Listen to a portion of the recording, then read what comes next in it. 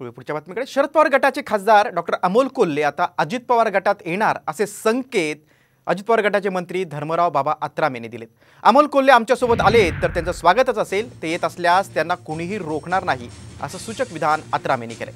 दरम्यान धर्मराव बाबा आत्राम यांच्यासारख्या मोठ्या नेत्याला माझ्यासारख्या कार्यकर्त्यावर बोलावं लागतंय, ही माझ्या कामाची पोचपावती आहे असं म्हणत डॉक्टर कोल्हेंनी अजितदादांसोबत जाण्याच्या मुद्द्यावर स्पष्ट बोलणं टाळलंय.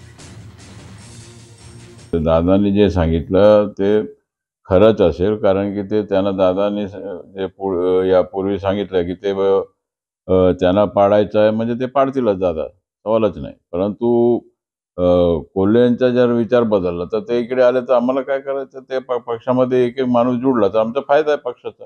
नाही, अमोल कोल्हे आमच्याकडे आले तर आता ते वरिष्ठ नेते ठरवतील काय करायचं, आता त्यांना तिकीट द्यायचं नाही द्यायचं तर वरिष्ठ नेत्यांवर राहणार आहे. परंतु ते येणाऱ्या माणसाला कोण थांबवू शकते. मला वाटतं इतके मोठमोठे नेते माझ्यासारख्या कुठलीही राजकीय पार्श्वभूमी नसलेल्या सर्वसामान्य मध्यमवर्गीय शेतकरी कुटुंबातल्या कार्यकर्त्याविषयी बोलतायत, याचा अर्थ कुठेतरी काम चांगलं केलं याचीच ते पावती देतात. मी त्यांना धन्यवाद देतो.